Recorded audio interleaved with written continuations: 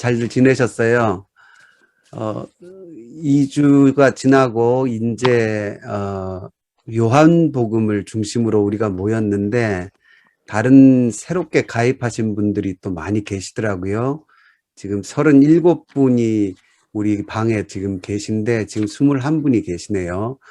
새로 오신 분들도 제가 진심으로 환영드리고요. 부탁드릴 거는 뭐 천재적인 어떤 뭐 공부에 탁월한 능력 그런 것보다 이 성경 공부는 콩나물 시루에다가 물 붓는 거랑 비슷해요.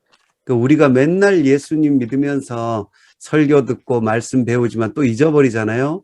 하지만 콩나물 시루에다가 물을 부으면 물이 다 빠져나가는 것 같지만 콩나물이 자라듯이 우리가 그 말씀 속에 있으면 우리 영혼과 우리의 삶이 바뀌고 자라나지요.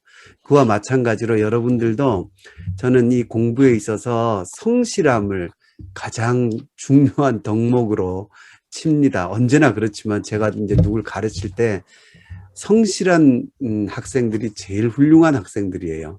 그래서 여러분도 저희 아시겠지만 먼저 공부하신 로마서 공부하신 분들은 아시겠지만 정시에 언제나 시작하고 이렇게 누굴 기다려주지 않으니까요. 여러분도 성실하게 시간을 잘 맞춰서 참여해 주시고 그 다음에 끝까지 한번 이걸 통과하는 그걸 목표로 그러니까 모든 내용을 다 알았다. 이거는 뭐 힘들지요. 그러나 그 안에 함께 있으면 주께서 그 말씀의 그 강 속에 우리가 몸을 담그면 나만이 변화했던 것처럼 우리도 그 말씀이 우리를 치료하고 또 발전시켜주고 새롭게 하실 줄로 믿습니다. 그러니까 제가 다시 부탁드리지만 성실하게 이 과정을 우리가 통과할 수 있도록 여러분 마음을 먹어 주시기 바랍니다. 우리가 이제 요한복음을 공부할 건데 오늘은 요한복음 1강으로 바로 들어가려다가 아무래도 우리가 로마서 공부했잖아요. 이제 새롭게 처음 하는 분들도 계시지만 로마서에서 이제 복음서로 왔잖아요. 거기에는 아무래도 이 복음서는 약간의 입문 과정이 필요해요. 그리고 우리가 기왕에 공부하는데 다른 어떤 그 고수들 있잖아요. 이 성경 공부할 때 좀 어렵게 고수들이 이렇게 막 하는 얘기들, 그게 뭔 얘기들인가 하는 정도는 알 정도로 우리가 해야 어디 가서 이제 명함을 내밀잖아요. 그래서 복음서를 배우는 데 있어서 아주 기초적이지만 중요한 얘기들을 이 요한복음 하기 전에 요한복음과 공관복음을 다 합쳐서 오늘은 영강으로 1강 전에 영강으로 말씀드릴 테니까 편안한 마음으로 들으시면서 말씀을 공부하시길 바랍니다. 여러분 복음서가 몇 권이 있죠? 신약의 시작에 나오는 복음서가 4권이 있죠. 마태, 마가, 누가, 요한. 이 복음서의 원래 그 옛날 뭐 원본은 지금 찾을 수 없지만 옛날 그 복음서 책에 이것은 마태가 쓴 거다 뭐 이런 글은 안 써 있어요. 제목이 마태복음 이렇게 나와 있지는 않아요. 근데 교회 전통상 이제 마태, 마가, 누가, 요한이 쓰셨다 이렇게 보면서 지금 이름을 그렇게 붙였는데 그 4권의 복음서는 한 인물에 대해서 이야기를 하고 있어요. 그 한 인물이 예수님이시죠. 예수님이라는 한 인물에 대해서 이게 참 우리에게 복인 게 4분의 증언이 있다는 거예요. 4명의 증언. 여러분 어떤 사람에 대해서 알고 싶으면 한 사람 말만 들어봐서는 잘 모르죠. 여러 사람의 이야기를 들어보고요. 그 사람들의 평가를 가지고 그 한 인물에 대해서 우리가 파악할 수 있고요. 그러다 보면 어떻게 되냐면 서로 의견들이 막 갈려요. 그 사람은 어떻다, 저 사람은 어떻다 이렇게 얘기하다 보면 서로 의견들이 다른데 그럼에도 불구하고 같은 부분이 있어요. 공통적으로 얘기하는 부분. 그거는 확실히 그 사람의 특성이죠. 그 사람의 정체고요. 근데 예수님 이야기도 4분이 마태, 마가, 누가, 요한 이렇게 4분이 이 복음서를 쓰시고 예수님을 증언하셨는데 그 내용들이 조금씩 달라요. 하지만 그럼에도 불구하고 그 예수님에 대한 아주 공통적인 얘기들이 있어요. 여러분, 예를 들어서 법정에서요, 이 사람은 살인을 했다. 아니면 저 사람은 뭐 살인이라 해서 좀 그렇지만 이 사람은 살인을 했다. 내가 목격했다는 사람이 있고 이 사람은 절대 그렇지 않았다. 살인을 하지 않았다. 이럴 경우에는 어떻습니까? 둘 중에 하나는 거짓말을 하는 거예요. 그 둘이는 이렇게 이제 하나는 거짓말을 하니까 판단을 해야 되죠. 서로 의견이 대립되니까요. 그런데 이 예수님에 대한 얘기는 네 분의 이야기가 조금씩 다른 면이 있지만 아주 공통적으로 핵심을 찌르는 공통점이 있어요. 그게 뭐냐면 예수님이 하늘에서, 그러니까 소속이 인간 땅에 분명히 우리랑 살았지만 인간에게 속한 분이 아니라 하나님의 아들이시고, 그 다음 왜 오셨느냐? 인간을 구원하러 오셨는데 그걸 위해서 사복음서가 이것저것 막 다르게 기록한 것 같지만 모두 다 절정으로 같이 기록하는 게 십자가와 부활이거든요. 이걸 위해서 십자가를 지시고 부활하셨다. 여기에 대해서는 이견이 없어요. 그리고 그걸 말하기 위해서 이 사복음서가 다 써졌다고 할 수 있어요. 그런데 그 세부 내용은 어떠냐? 조금씩 달라요. 예를 들어서 부활 사건 같은 경우는 사복음서가 다 예수님의 부활을 전하지만 그 부활에 있어서 목격자들이 조금씩 다르죠. 마태가 다르고 마가가 다르고 이 조금씩 달라요. 여러모로 조금씩 다르고 뭐 요한과 베드로가 나오는 것도 있고 안 나오는 것도 있고 여자들이 먼저 봤다는 것도 있고 막 달라요.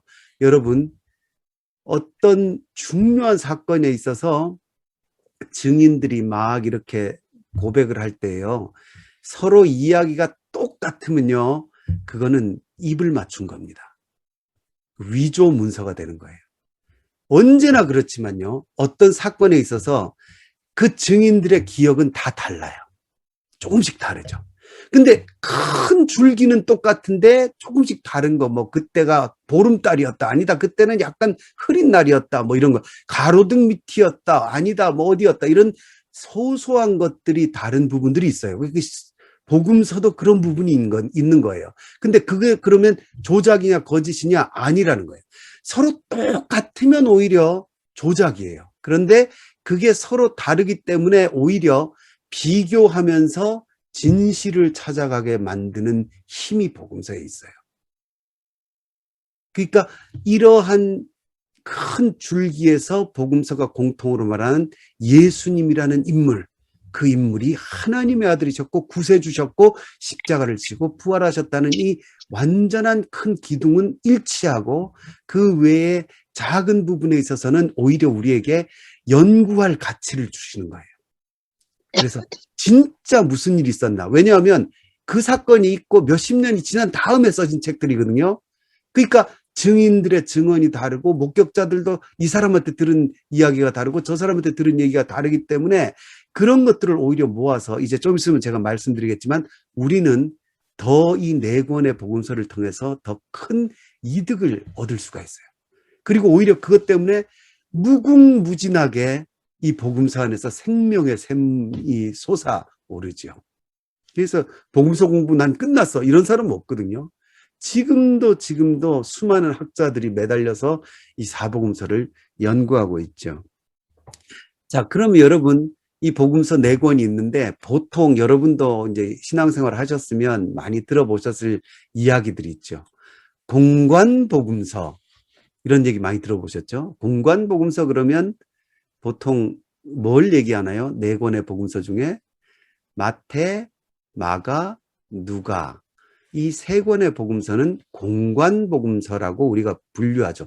여러분, 목사님들 설교하실 때도 목사님들이 이제 당연히 성도님들도 안다고 생각할 만큼 공관복음서에 보면 이런 말씀들을 하시잖아요. 목사님들이 설교하실 때 그만큼 이건 이제 일반적인 상식처럼 알려져 있는데, 그 공관복음서라는 말이 무슨 뜻입니까, 여러분? 공관. 공통적인 관점을 가졌다, 이런 뜻이에요. 공통적인 관점. 이 영어로 하면요, 시놉틱 가스펠이라 그래요. 시놉틱. 시놉틱이라는 말이 헬라어로 쉰 그러면요, 함께라는 뜻이고, 여러분 옵티칼이 뭐예요? 눈으로 보는 걸 옵티칼이라고 그러죠. 광학이라고 그러죠. 그러니까 함께 보다는 뜻이에요. 이 헬라어로는 옵소마이라 그래요. 같은 비슷한 다 어근이 같은 말들인데요. 함께 보다. 그래서 see together란 말도 해요. 그러니까 공관복음은요. 비슷한 시각으로 본 흔적이 있어요. 마태, 마가, 누가. 그래서 공관복음 혹은 뭐 시놉틱 가스펠 이런 식으로 말하면 이 속에는요. 비슷한 내용도 겹치는 게 많고 흘러가는 순서도 굉장히 비슷해요.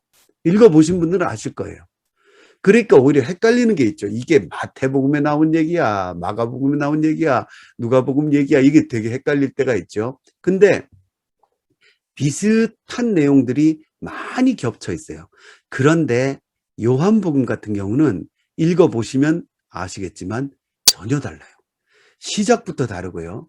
오히려 내용들이 공관복음서에 없는 이야기들을 오히려 하려고 애쓰는 것처럼 피해가거나 혹은 공관복음엔 나왔지만 그 뒷배경에 있었던 더 이야기하지 않은 뒷이야기들 이런 것들을 오히려 요한복음은 싣고 있는 것처럼 보여요. 그래서 이 요한복음을 아예 제4복음서 이렇게 얘기해요. 공관복음하고 다르다 이거죠. 그게 이제 공관복음서와 요한복음 이렇게 사복음서를 분류하는 겁니다. 그래서 여러분 뭐 공관복음서 비슷한 거를 한번 보죠, 여러분.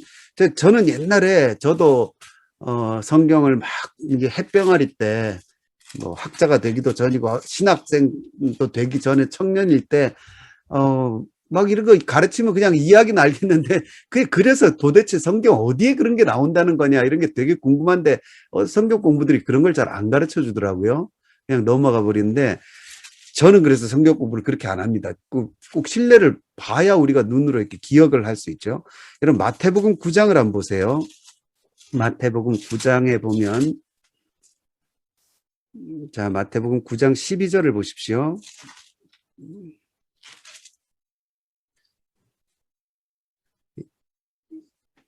예수께서 들으시고 이르시되 자 중요한 얘기 아주 유명한 얘기죠. 건강한 자에게는 의사가 쓸데없고 병든 자에게라야 쓸데있느니라. 그리고는 13절에 쭉 가다가 나는 의인을 부르러 온 것이 아니요 죄인을 부르러 왔노라 이런 말씀 있죠. 근데 마가복음 2장 17절로 가보세요 한번. 마가복음 2장 17절 같은 장면인데 예수께서 들으시고 그들에게 이르시되 건강한 자에게는 의사가 쓸데없고 병든 자에게라야 쓸데있느니라. 나는 의인을 부르러 온 것이 아니요 죄인을 부르러 왔노라. 누가복음 5장 31절도 보세요. 누가복음 5장 31절에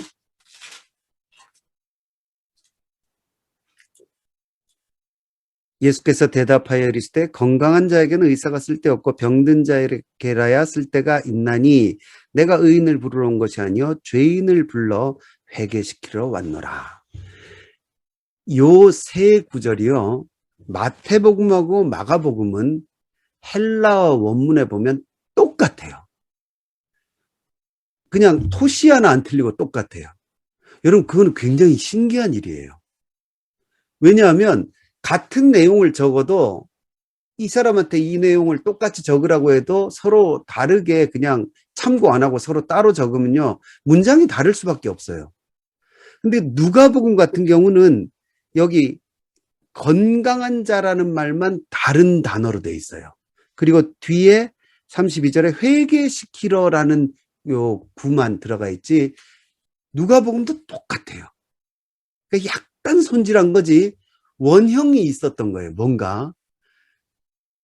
다시 말씀드리지만 글을 쓸 때 글을 써보신 분은 알겠지만요. 뭔가 묘사할 때 각 사람마다 묘사는 다 달라요. 그런데 이렇게 토시까지 똑같이 썼다는 거는 서로 어떤 생각이 드세요? 교류가 있었다는 거예요. 뭔가 서로 참고했다는 겁니다. 그 문장은 그대로 물론 옛날에는 워드 프로세서가 없지만 그대로 이 뭡니까? 컨트롤 S, 컨트롤 V를 한 거예요. 그대로 가서 인용을 한 거죠. 그만큼 이 구절이 신뢰받는 구절인 것도 있고 그 다음에 이들이 뭔가 서로 보면서 이 복음서를 기록을 했구나 하는 느낌을 주죠. 이런 구절들이 굉장히 많아요. 예를 들어서 인자가 온 것은 섬김을 받으려 하는 것이 아니라 섬기려 하고 많은 사람들을 위하여 자기 몸을 대속물로 주려 하심이라. 이 구절도 마태복음하고 마가복음에 둘 다 나오는데요. 똑같아요. 토시 하나 안 틀리고. 이러긴 굉장히 힘들거든요. 이런 내용을 썼는데 토시 하나 안 틀리고 이게 긴 문장인데 똑같이 나오거든요. 누가복음은 조금 달라요. 삭개오 이야기에서 인자가 온 것은 잃어버린 자를 구원하려 함이라 하기 위함이다. 이렇게 나오지만 누가복음은 좀 다르지만 변형이 있지만 여기 마태복음과 마가복음은 똑같다. 자, 이런 현상들이요. 굉장히 많아요. 공관복음서 안에는. 그러다 보니까 학자들은 언제나 궁금증이 많은 사람들이잖아요. 이걸 가지고요, 연구를 한 겁니다. 전 가끔 신기해요. 지금 저희도 이제 같이 학문을 하지만, 우리 컴퓨터가 있잖아요. 컴퓨터가 굉장히 도움을 많이 줘요. 이 콘코던스 기능이라고 같은 단어, 같은 문장이 어디 있냐 이런 거를 프로그램이 찾아주거든요. 근데 옛날에 이 천재적인 이 학자들은 그런 것도 없는데 생으로 이 원어 성경을 들고는 이런 걸 찾아낸 거예요. 참 훌륭하시죠. 근데 여하튼 그렇게 하면서 이걸 연구하다 보니까 어떤 결론이 나왔냐면요. 마가복음이 제일 짧아요. 16장인데 아주 짧죠. 그리고 마태복음과 누가복음은 마태복음이 조금 더 긴데 굉장히 길어요. 거의 뭐 2배까지는 안 돼도 굉장히 긴 분량인데 연구를 해봤더니 이 마가복음의 내용의 약 90%가 마태복음에 나타나는 거예요. 이렇게 똑같이 나타나는 경우도 가끔 있지만 조금씩 변형됐는데 어쨌든 참고한 것처럼 느껴지게 마가복음이 발견이 돼요. 마태복음 안에서. 그리고 누가복음을 봤더니 누가복음 안에서도 60% 가까이 마가복음의 내용이 들어가 있는 거예요. 자, 여러분 그런 걸 발견하면 여러분도 느낌이 조금 오시지 않으세요? 어떤 생각이 들겠습니까? 어떤 사람이 가설을 내놓은 거예요. 야, 이거 마태 선생님하고 누가 선생님은 마가복음을 참고해서 자료로 이렇게 딱 놓고 쓴 게 아닌가 이런 가설을 내놨어요. 그리고는 마가복음이 마태와 누가의 자료다 이런 가설을 내놓으니까 이제 그걸 가지고 더 깊이 연구들을 했어요.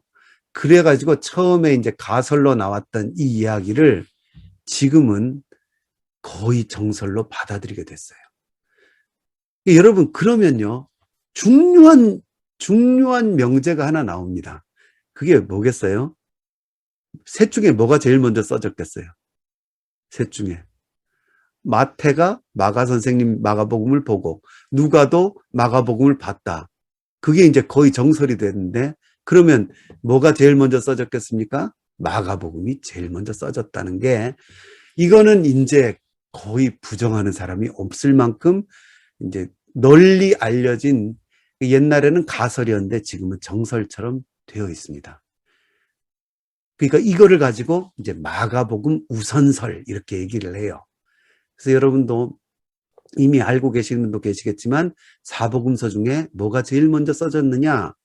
마가복음이 제일 먼저 써졌고 그 다음에 마가복음을 분명히 마태 선생님이나 혹은 누가 선생님이 참고를 하면서 마태복음과 누가복음을 썼다는 물론 증거 자료 지금 연구한 것들이 증거 자료지만 확실하게 그랬다. 마태는 마가를 참고해서 썼다 이런 글은 없어요. 그러니까 추측이지만 그러나 거의 검증된 추측이라는 것 그건 여러분이 복음서 공부하실 때 기본으로 알고 계셔야 됩니다. 이게 신학생들도요. 신학교 처음 가서 신약개론 배울 때 복음서 배우면 거의 제일 먼저 배우는 내용이에요.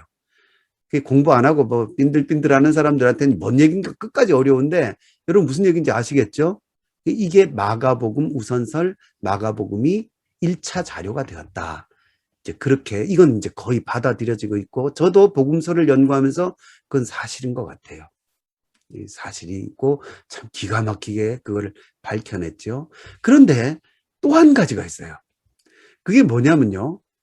마가복음이 마태와 누가복음의 자료가 된 것은 맞는 것 같은데 그럼에도 불구하고 마태복음에는 나오는데 마가복음에는 안 나오는 게 있어요.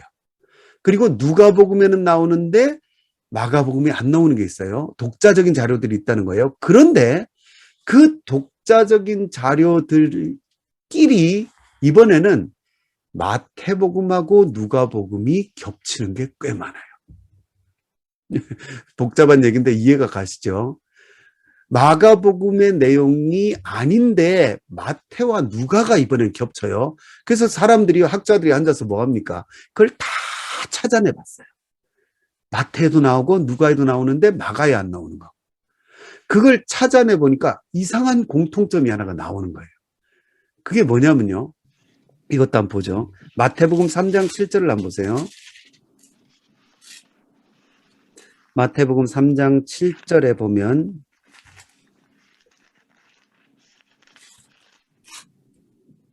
세례 요한 이야기가 나오는데 요한이 많은 바리새인들과 사두개인들이 세례 베푸는 데로 오는 것을 보고 이르되 그다음 잘 보세요. 독사의 자식들아 누가 너희를 가르쳐 임박한 진노를 피하라 하더냐. 그러므로 회개에 합당한 열매를 먹고 속으로 아브라함이 우리 조상이라고 생각하지 말라. 그리고 쭉 10절까지 이야기가 이어지죠. 이 보면 세례 요한이 굉장히 중요한 인물이에요. 왜냐하면 사복음서뿐 아니라 사도행전까지요. 세례 요한의 그 틀을 항상 강조해요. 예수님 운동의 시작은 세례 요한부터 시작이라고 꼭 나오죠. 근데 이 세례 요한이 굉장한 설교자였지만 입이 굉장히 거라신 분이죠. 설교하면서 청중을 향해서 뭐라 그러십니까? 독사의 자식들아. 이스라엘은 독사가 제일 나쁜 거잖아요. 우리로 하면 이제 견자제분들아 뭐 이렇게 하는 거죠. 그러니까 설교가 굉장히 살벌한 설교죠. 근데 이 세례 요한의 설교가 누가복음을 보세요. 누가복음 3장 7절을 보세요. 똑같죠. 마태복음 3장 7절, 누가복음 3장 7절에 보면 요한이 세례 받으러 나오는 무리에게 이르되 그 다음부터요. 독사의 자식들아 누가 너희에게 일러 장차 올 진노. 아까는 뭡니까? 임박한 진노. 요 하나만 달라요. 그리고는 그 밑에까지요. 9절까지 똑같아요. 문장이. 그러니까 문장이요. 세례 요한을 묘사할 때 내용은 비슷해도 문장은 달라야 돼요. 그런데 놀랍게도 이 이야기는 마가복음에는 안 나와요. 그런데 마태와 누가가 겹치고 있어요. 서로 또 참고한 것 같은 느낌이 있는 거예요. 그리고 다른 것도 보니까 이 설교잖아요. 희한하게 설교들이 겹쳐요. 예수님 혹은 세례 요한도 끼워주지만 주로 예수님, 예를 들어서 여러분 마가복음에는 가난한 자는 복이 있나니 이런 말이 있습니까? 마가복음에는 없어요. 원수를 사랑하라 마가복음에는 없어요. 그런데 마태복음 산상수훈에 있는 얘기들이 누가복음에도 평지 설교지만 거의 겹쳐요. 원수를 사랑하라, 가난한 자는 복이 있나니, 줄이고 목마른 자는 복이 있나니, 의에 줄이고 목마른 자는 복이 있나니 비슷한 내용들이 겹치는데 그걸 다 모아 보니까 예수님 혹은 세례 요한은 짧게 한 번이고 예수님과 세례 요한의 어떤 설교, 가르침 이런 것들이 겹치고 있는 거예요. 그러다 보니까 또 하나의 가설이 나왔는데 뭔 가설이냐면 뭔가 어록 자료집이 있지 않았을까. 예수님이나 혹은 당시의 설교를 모아놓은 어떤 자료가 있고 그 자료를 마태 선생님하고 누가 선생님이 참고하지 않았을까. 이런 가설이 나왔어요. 그래서 그 자료라는 말을 이제 독일어로 쿠엘레 이렇게 말하거든요. 혹은 뭐 쿠벨레 이렇게도 말한다는데 그 Q자 있죠. Q. 그래서 그 자료, 가상의 자료예요. 아직 발견되지 않았어요. 하지만 가설로 이러이러한 자료를 참고하지 않았을까, 어록을 참조하지 않았을까 하는 그 어록을 그 설교나 가르침이 들어있는 그 가상의 문서를 Q라고 이름을 붙였어요. 그리고는 이 Q에 대해서는 아직 아까 얘기한 마가복음 우선설만큼은 아니지만 Q라는 말도 굉장히 많이 받아들여지고 있어요. 그러니까 예수님의 말씀과 당시의 세례요한 같은 사람들의 설교를 모아놓은 어떤 책이 있었을 것이다. 그게 큐다. 그러니까 결론은 뭐냐면요. 마태복음과 누가복음이 두 개의 자료를 기반으로 해서 써진 거다. 이런 이야기가 현대 신약학의 아주 밑바닥에 있는, 그러니까 학자들이 거의 받아들이고 있는 상식이에요. 제가 왜 여러분 뭐 벌써 아유 이거 오 목사 이거 요한복음은 재미없네 이러실 분이 계실지 모르겠는데, 이걸요 성도님들은 오히려 모르는데 안티들 있죠. 안티크라이, 그 외부의 안티들 혹은 내부의 안티들, 삐딱한 사람들요, 그 사람들은요 이런 걸 공부해서 우리를 공격해요. 안티들이 더 많이 알아요. 근데 우리는 뭔 얘기인지 자체를 몰라요. 우리는 그냥 할렐루야 하면 아멘 하는 것밖에 모르지, 이런 얘기들을 모르니까 꼼짝없이 당하는 거예요. 그러니까 여러분, 젊은 애들이 고등학교 때까지는 부모가 겨우겨우 끌고 가가지고 겨우 교회에 앉혀놨는데 대학 가버리면 떠나버린 거예요. 왜?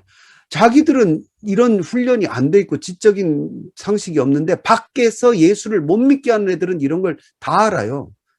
공부를 얼마나 열심히 하는지 몰라요. 저도 깜짝 놀랐어요. 한번 여러분들 인터넷에서 안티 크리스찬 카페 같은 데 보십시오. 아주 뭐 신학을 공부해요, 걔들은. 왜? 공격하기 위해서. 그러니까 이런 내용들을 우리 성도님들도 어느 정도는, 그게 어려운 얘기가 아니죠. 이런 얘기예요. 마태와 누가복음 그리고 마가복음을 연구해 봤더니 마태와 누가 선생님이 마가복음하고 그다음에 왠지 이 어록이 모여 있는 것 같은 어떤 큐라는 자료를 기반으로 마태복음과 누가복음을 쓰신 것 같다. 이게 이 이제 신약 학, 특히 복음서 입문에 있어서 제일 먼저 배우는 기초 이제 내용입니다. 지금 왜 이 내용을 가지고 이제부터 한번 마태, 마가, 누가 공관복음서 문제라 그러거든요. 이거를 그 두 자료설, 물론 이게 이제 발달해가지고 뭐 스트리터니 누구니 뭐 나오면서 네 자료설, 뭐 여섯 자료설 이렇게 막 늘어나는데 그건 이제 신뢰받지 못하는 경우가 많고요. 이 두 자료설은 거의 사실인 것 같아요. 근데 Q라는 거는 확실하진 않아요. Q는 좀 불분명한 부분이 있지만, 그러나 마가복음이 제일 먼저 써졌고 자료가 되었다. 이거는 뭐 어느 정도 일리가 있어요. 어느 정도 일리가 있는 게 아니라 거의 정설로 받아들여지고 있는 내용입니다. 그래서 이걸 이제 신약학에서는 복음서 입문에서는 이 두 자료설이라고 얘기합니다. 혹시 지금 몇 분 들어오셨나요? 지금 공부하시는 분이 27분이신데 혹시 목사님은 계신지 모르겠어요. 로마서 지금 2기반이 시작됐는데 거기 목사님들도 계시는데, 목사님들 중에 혹시 지금 이 강의를 들으시는 분들이 있으면 뭐 이런 건 당연히 아시겠지만 이런 거에 민감하셔야 돼요. 왜냐하면 이 성직자는 교회를, 성도들을 훈련시켜서 바깥의 안티들의 세력으로부터 보호해야 되고, 안으로 침투해 들어온 안티들도 이런 경우에 목사들이나 이 지식을 시험해서 무너뜨리려는 사람들이 있어요. 그래서 목사님들이 공부를 열심히 하셔야 됩니다. 그래서 이겨야 돼요, 지적으로. 여러분들도 이제 복음서 입문을 이제 하셨고 요한복음을 배울 거지만 오늘 이 복음서 입문을 하셨으니까 이런 이야기들이 나오면 끄덕끄덕하면서 다 안다고 표시를 하셔야 돼요. 두 자료설, 마가복음 우선설, 큐니 뭐 이런 얘기들은 별거 아닙니다. 이런 얘기예요. 그런데 이게 지금 공관복음서 얘기를 드렸잖아요. 그런데 이 공관복음서와 요한복음은 전혀 다르다 그랬잖아요. 이 요한복음은 이런 패턴을 따르지 않아요. 마태, 마가, 누가가 서로 겹치고 서로 뭔가 참고한 이런 패턴을 전혀 따르지 않고요. 굉장히 독자적입니다. 자기 할 말을 공관복음하고 전혀 관련 없이 하고, 더 나아가서 오히려 공관복음이 말하지 않는 거에 대해서 한 수 더 가르쳐주는 분위기가 있어요. 이걸 보충하는 그런 부분들이 있죠. 뭐 학자들 중에는 이제 공관복음을 과연 요한 선생님이 읽으셨을까? 요한복음 쓰신 분이 왜냐하면 요한복음이 제일 늦게 써졌거든요. 그건 확실해요.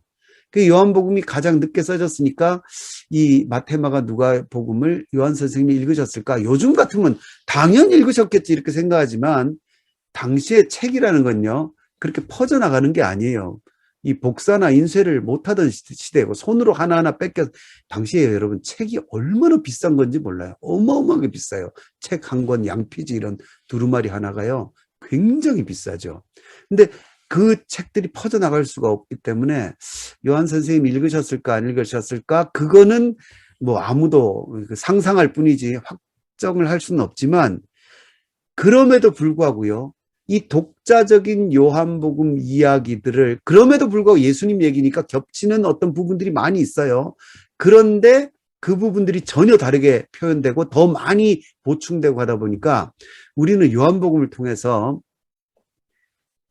공관복음서만 보고 알 수 없는 많은 내용들을 우리가 알 수 있게 됐어요.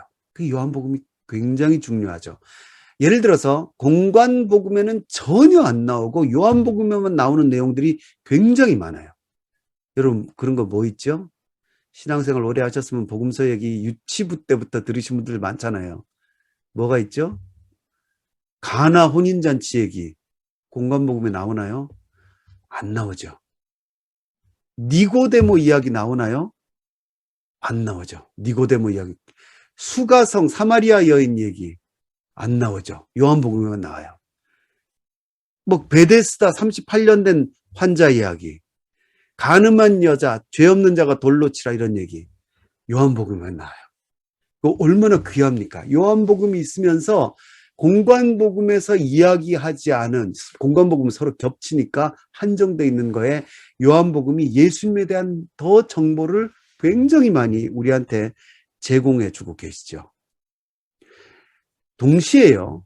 이렇게 요한복음 많이 가르쳐주는 정보가 있냐면 공관복음하고 겹치는데 전혀 다르게 표현을 그러니까 전혀 다르게 독자적으로 쓰셨잖아요.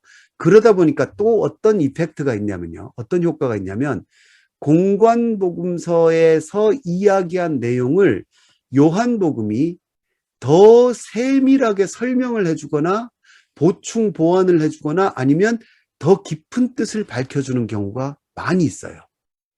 이게 참 귀한 역할이죠.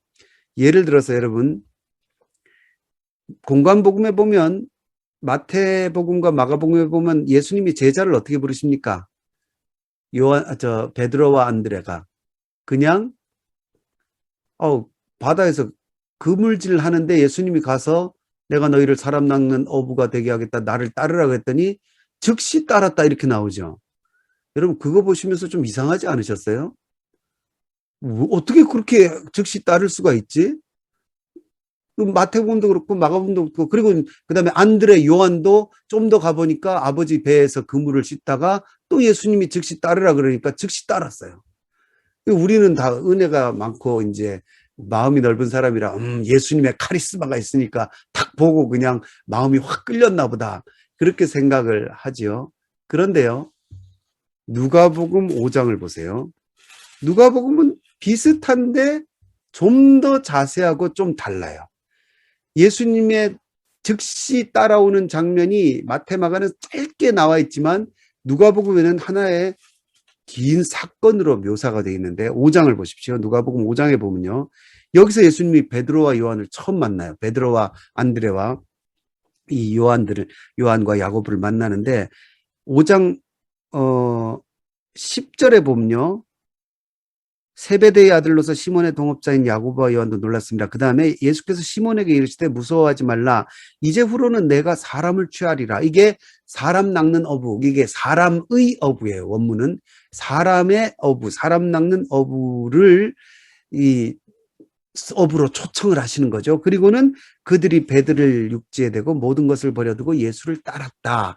그러니까 같은 얘기예요. 그런데 누가복음도 보충을 해줘요. 어떤 보충을 해주냐면 그 앞에 우리가 잘 아는 뭡니까? 깊은 데로 가서 그물을 던지라는 사건이 있었다는 걸 보여줘요. 그러니까 아까 우리가 얘기했죠. 증언이 조금씩 다를 수 있는데 여러분 막 예를 들어서 뭐 IT에 지진이 났다 그러면요. 속보가 막 쏟아지잖아요. 그러면 그 속보 내용이 여러분 똑같아요? 사망자 수, 뭐 지역 이런 게 똑같아요? 다 달라요. 왜냐하면 처음에는 그게 불분명한 이 소식들로서 오기 때문에. 그러나 기둥은 똑같죠. 지진이 났다는 건 똑같지만 사망자가 뭐 여기는 500명이다, 여기는 700명이다 이렇게 달라요. 마찬가지로요. 베드로와 시몬, 베드로와 안드레, 그 다음에 야고보, 요한이 예수님을 바닷가에서 따랐다는 그 기둥은 똑같아요. 그런데 마태와 마가는 지극히 간략하게 묘사를 한 거예요. 그냥 그물질하는데 예수님이 오라 그래서 따라갔다 그랬는데 누가는 좀 더 많은 정보를 갖고 있었던 거예요. 그래서 누가 선생님은 야, 조금 더 내가 보충해 줄까? 거기 사건이 하나 있었어. 그리고는 그게 뭐냐면 1절부터 나오는 사건이죠. 무리가 몰려와서 하나님 말씀을 들을 때 예수는 게네사렛 호숫가에 서서, 이 게네사렛 호숫가가 갈릴리 호수예요. 갈릴리, 게네사렛 다 같은 동네를 얘기해요. 그래봤자 이스라엘에는 그 넓은 호수가 하나밖에 없어요. 뭐 그게 훌레 호수라고 조그만 게 있긴 있는데 갈릴리 호수밖에 없어요. 그 이스라엘은. 근데 그걸 바다라고 하는 거죠. 근데 게네사렛 호숫가에 서서 호숫가에 배 두 척이 있는 것을 보시니 어부들은 배에서 나와 그물을 씻는지라. 그리고 마태 마가는 그냥 그물을 씻는지라 하고는 그런데 예수님이 오라 그랬더니 베드로와 안드레가 따라왔다. 그냥 그렇게 묘사하는데 누가는 그 중간에 어떤 일이 있었다고 얘기하죠. 예수께서 한 배에 오르시니 그 배는 시몬의 배라. 육지에서 조금 떼기를 청하시고 앉으사 배에서 무리를 가르치셨다. 여러분, 이 오죽했으면 뱃놈 그러겠습니까? 어부들이 성격이 급하죠.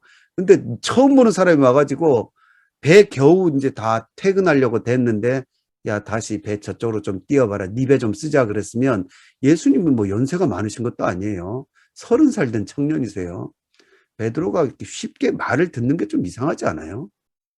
뭐야, 당신 뭐 사용료 낼 거야? 처음 만난 사이면 그러겠죠. 근데 베드로가 그 말을 들어요. 그래서 기껏 된 배를 다시 또 배로 이제 좀 떨어지게 해서 예수님 보고 거기를 강대상 삼아서 설교하게 하시고는 그 다음에 4절 말씀을 마치시고 시몬에게 이르시되 깊은 데로 가서 그물을 내려 고기를 잡으라. 굉장히 유명한 말씀이죠. 그리고는 이제 6절에 그렇게 하니 고기를 잡은 것이 심이 많아 그물이 찢어지는지라. 여러분 아마 이 내용으로 설교를 많이 들으셨을 거예요. 그죠? 굉장히 설교할 게 많은 내용이에요. 밤이 새도록 수고하였을 때 5절에 이 말씀을 주로 설교의 포인트로 많이 잡죠. 말씀에 의지하여 내가 그물을 내리리이다.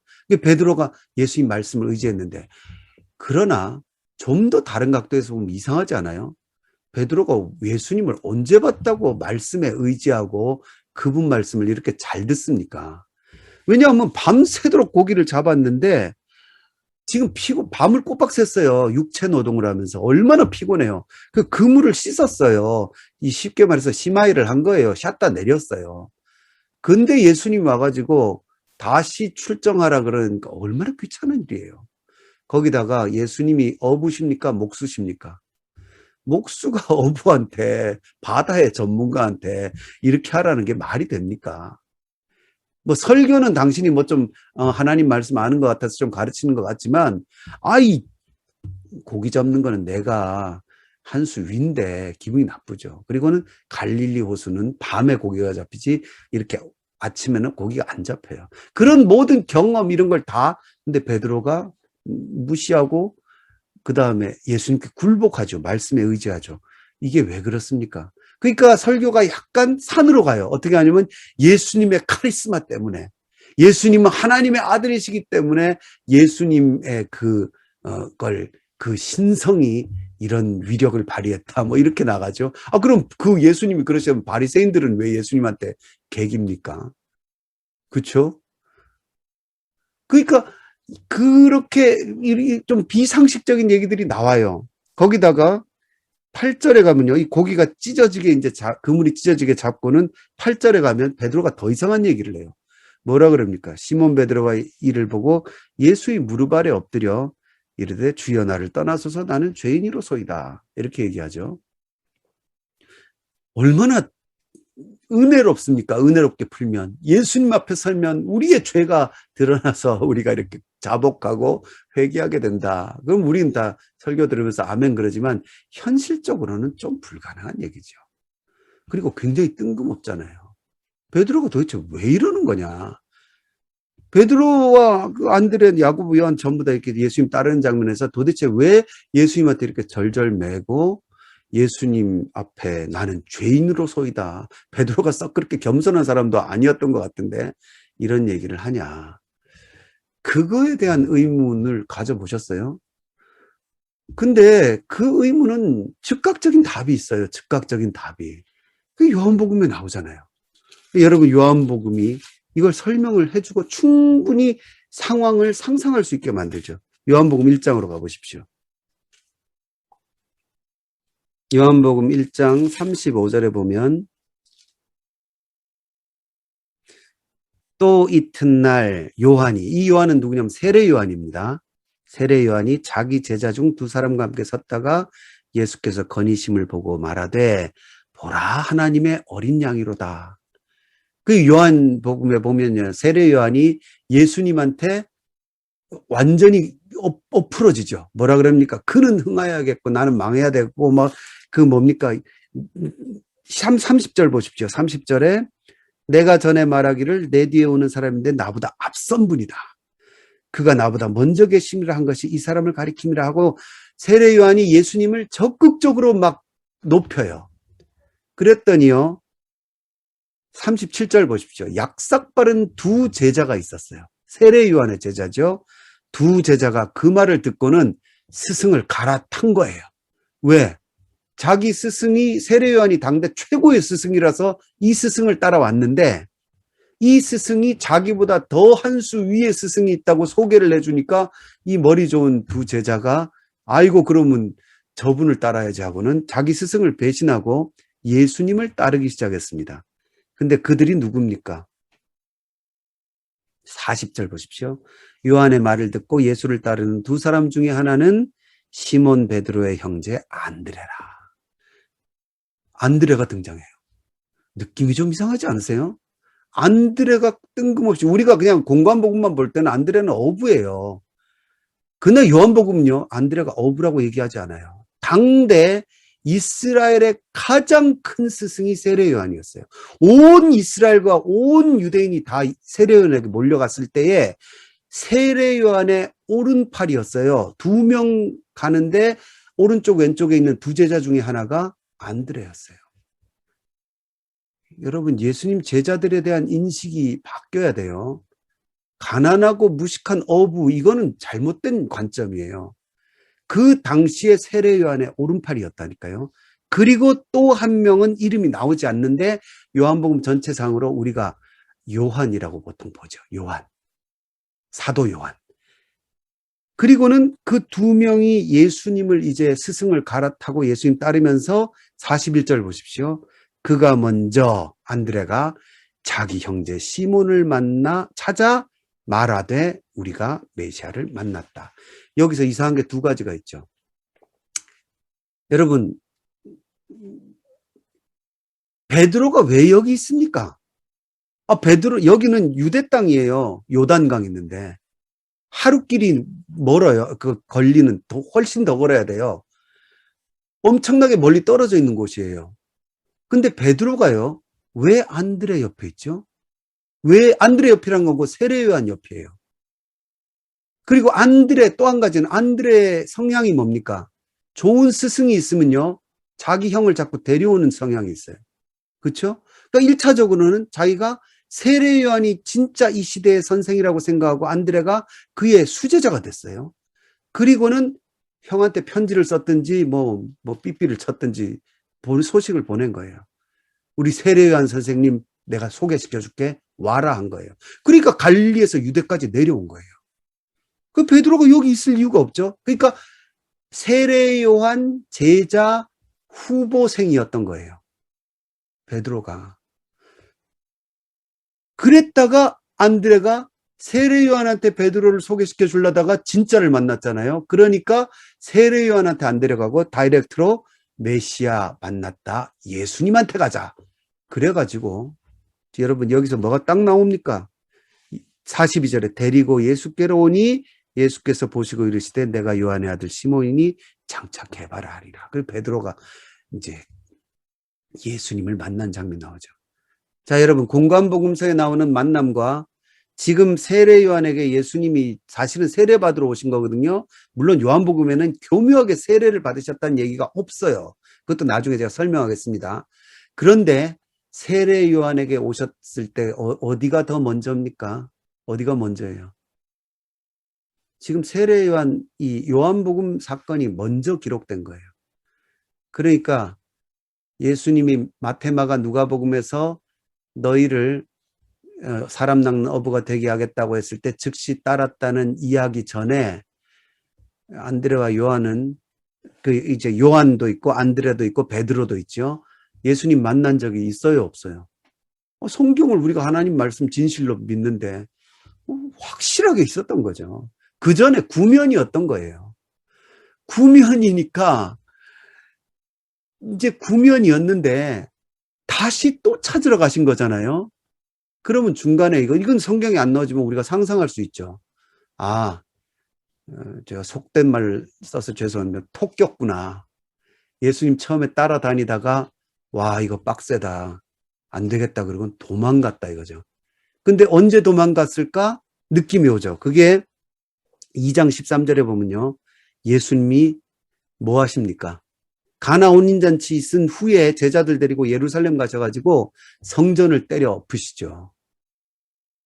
저는 그렇게 상상합니다. 아마 이 사건 있고 잠깐 도망갔던 것 같아요. 아이고 예수 쫓아다니다가 이거 뼈도 못 추리고 이거 종교 재판 걸려가지고 우리 다 죽겠다 생각하고 아마 도망갔던 것 같아요. 요한복음엔 그게 안 나오지만 이건 반대로 공관복음을 보면서 우리가 추정할 수 있죠. 그러니까 예수님이 이 몽둥이 들고 도망간 제자들 잡으러 오신 거예요. 그 몽둥이는 아니지만 잡으러 오시니까 누가복음에 나오는 얘기, 예수님이 딱 왔니까 베드로가 완전히 가슴이 덜컹한 거죠. 예수님이 나타나니까. 그리고 예수님이 딴 말 안 하시고 야, 배 띄어. 그러니까 뭔 말이 있습니까? 할 말이 없죠. 배 띄울 수밖에요. 야, 다 심하게 했지만 너희 가가지고 금을 다시 내려. 어떡합니까? 예, 말씀에 의지해서. 말씀에 의지하다는 게 은혜롭게 번역해서 그렇지. 예, 말씀 듣겠습니다. 죄송하기 이를 데 없는 그 배신자의 심정이니까 그렇게 하죠. 그리고는 예수님 보고 예수님이 큰 기적으로 고기 많이 잡게 하신 거 보니까 어떤 마음이 들까요? 아이고, 너무 죄송합니다. 내가 죄인이니까 떠나주세요. 나 같은 거 쓸모없습니다. 다 풀리잖아요. 이해가 되시죠? 그게 진짜 있었던 사건이에요. 그걸 우리가 어떻게 하느냐? 요한복음을 통해서 이걸 알 수 있게 되는 거죠. 이 요한복음이 굉장히 중요한 보충과 보완과 설명의 역할을 하고 있죠. 저는 참 이해가 안 가는 게요. 얼마 전에도 제가 이 누가복음 그 5장의 설교 있잖아요. 깊은 데로 가서 그물을 던져라. 이 이제 설교나 성경 공부를 봤는데 왜 이걸 요한복음과 연관을 안 짓고 설교를 하시는지 전 정말 이해가 안 가요.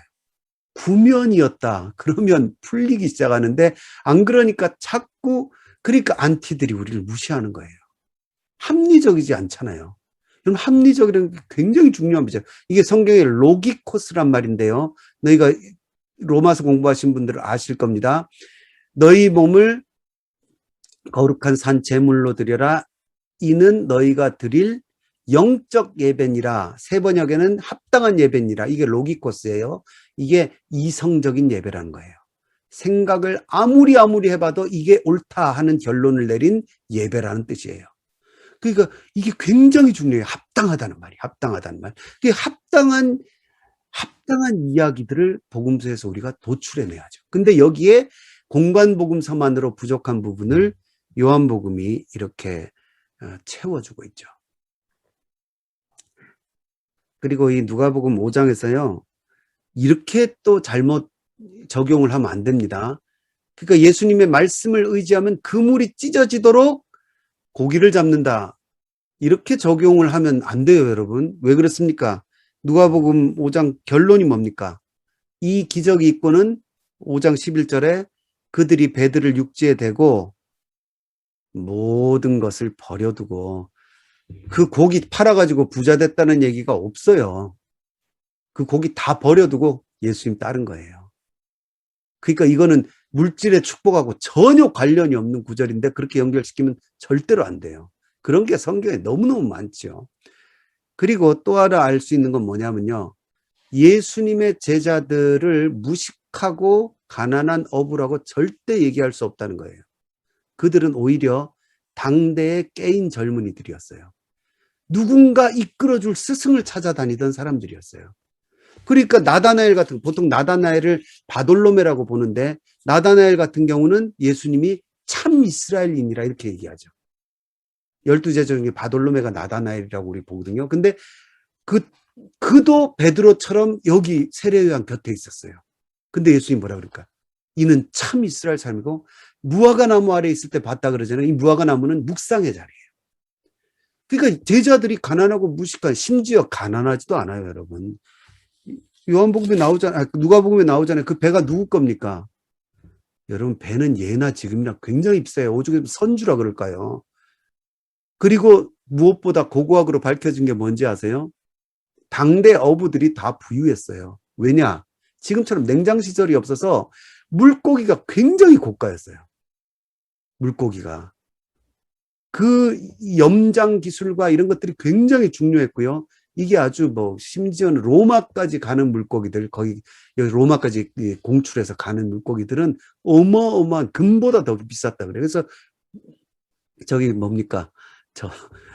이 어부들이요. 굉장히 잘 살았다 그러고 심지어 그 세베대의 아들들이 안드레하고 요한이잖아요.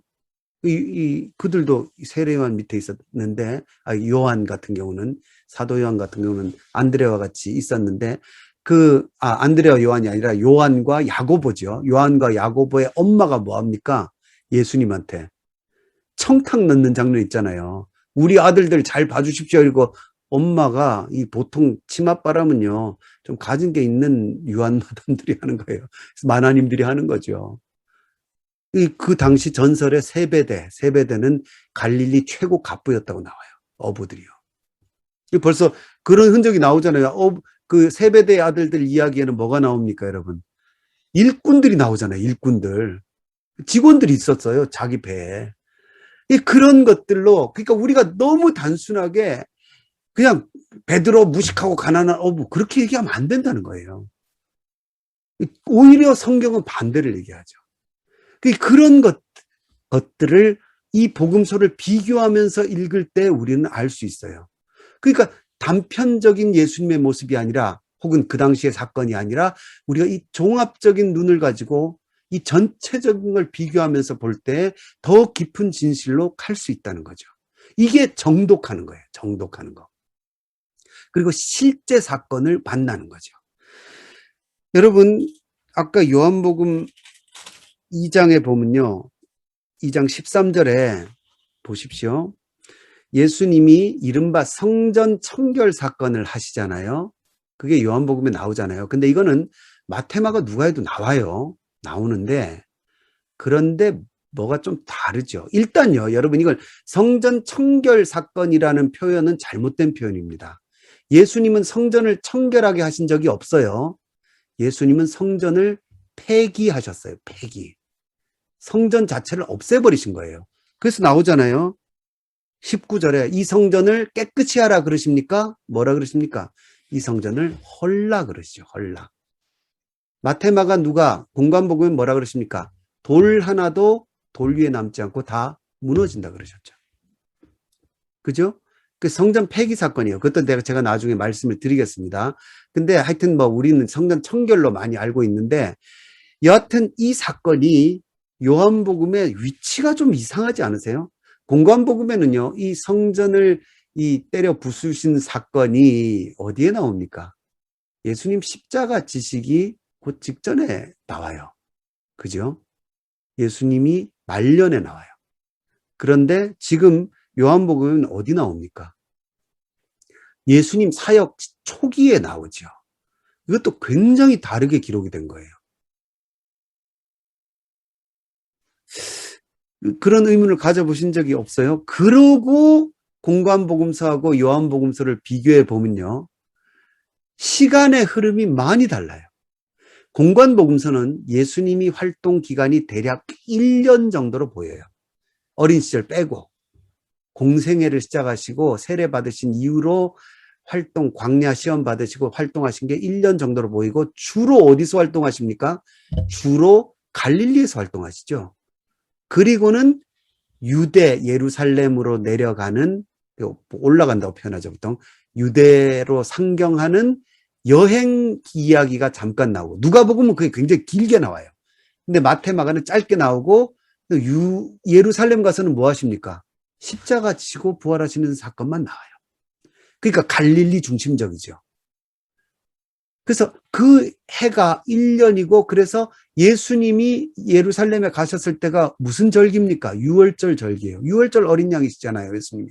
그러니까 유월절이 한 번 나와요, 공관복음서에는. 그래서 1년이라고 하는 것 같은데, 왜 우리는 예수님의 공생애를 3년이라고 얘기합니까? 마태, 마가, 누가를 보면 절대 3년이 안 나와요. 왜 3년이라 그럽니까? 지금 보십시오. 요한복음 2장 13절. 어떤 절기가 나오죠. 뭐라고 나옵니까? 유월절이 나오죠.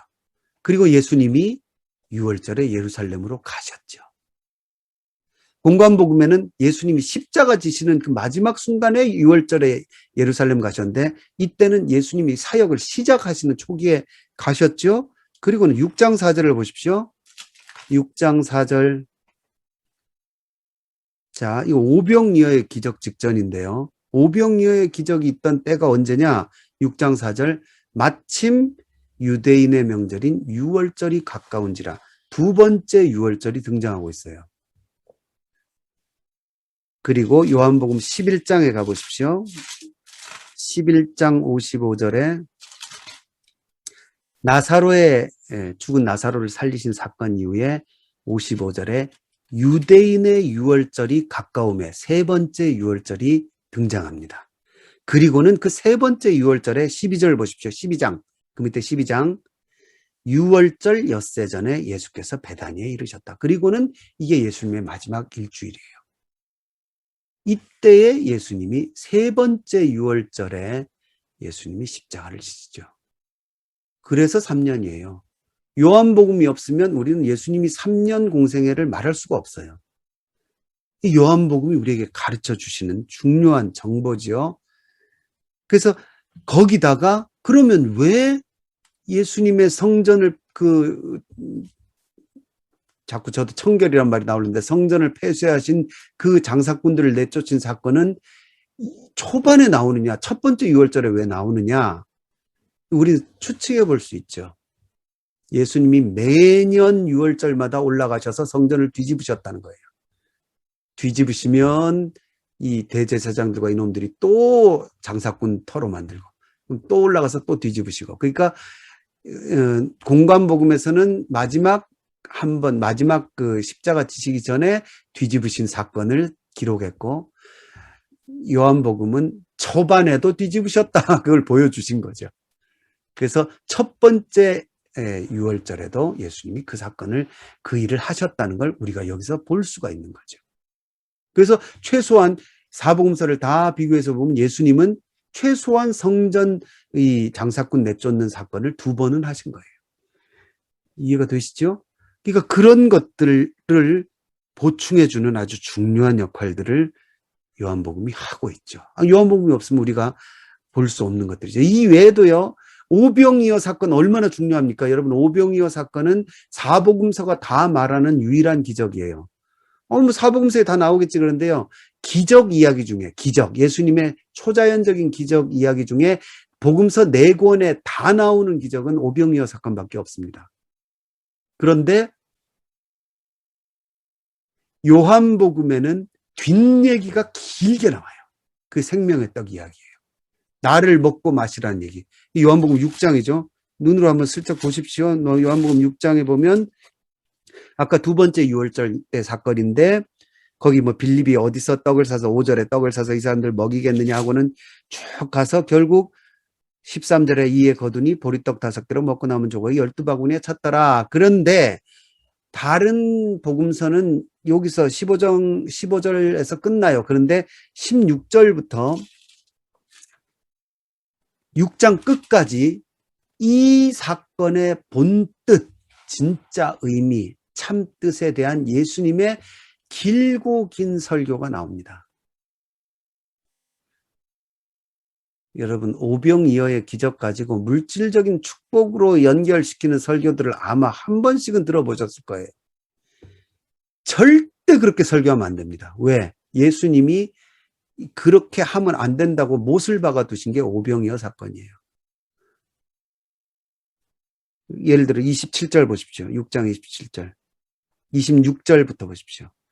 예수께서 대답하여 이르시되 내가 진실로 진실로 너에게 이르노니 너희가 나를 찾는 것은 표적, 이 표적이 오병이어의 사건이에요. 표적, 그러니까 그 오병이어 사건 속에 있는 진짜 의미를 본 까닭이 아니요 떡을 먹고 배부른 까닭이로다. 썩을 양식을 위하여 일하지 말고 영생하도록 있는 양식을 위하여 하라. 오병이어의 이야기 가지고 오병이어의 사건 가지고 썩을 양식하고 연결시키면 예수님한테 혼난다는 거예요. 그럴까봐 예수님이 도망가셨다는 거예요. 너희가 표적을 제대로 못 봤을까봐. 오병이어는요, 요한복음 때문에 절대로 물질의 복하고 연결시키면 안 돼요. 큰일 나요. 예수님의 뜻에 정면으로 거스르는 내용이에요.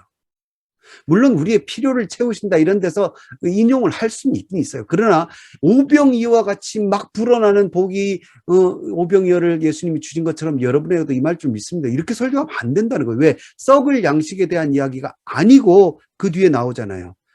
35절에 나는 생명의 떡이다. 나를 먹고 나를 마셔야 된다. 뭔 얘기입니까? 십자가의 영적인 사건을 얘기하고 여기 나오는 생명은 저 하늘의 생명을 얘기하는 거죠. 그 사건이다. 그거를 마태, 마가, 누가에는 자세하게 안 나오고 그 속에 연구를 해보면 그런 뉘앙스가 있지만 자세하게 안 나와요. 근데 요한복음은 분명하게 보여주죠. 그거를. 예수님이 길게 그거를 온 혼신의 힘을 다해서 그 사건 다음날 길게 설명을 해 주시죠. 재밌는 건 뭔지 아십니까, 여러분?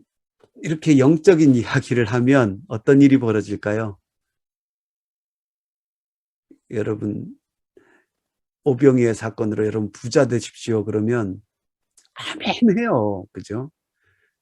근데 그런 뜻이 아니야. 썩을 양식하고 연결시키지 마. 이건 영적인 생명의 떡에 대한 얘기야. 그러면 사람들이 아멘 안 하죠.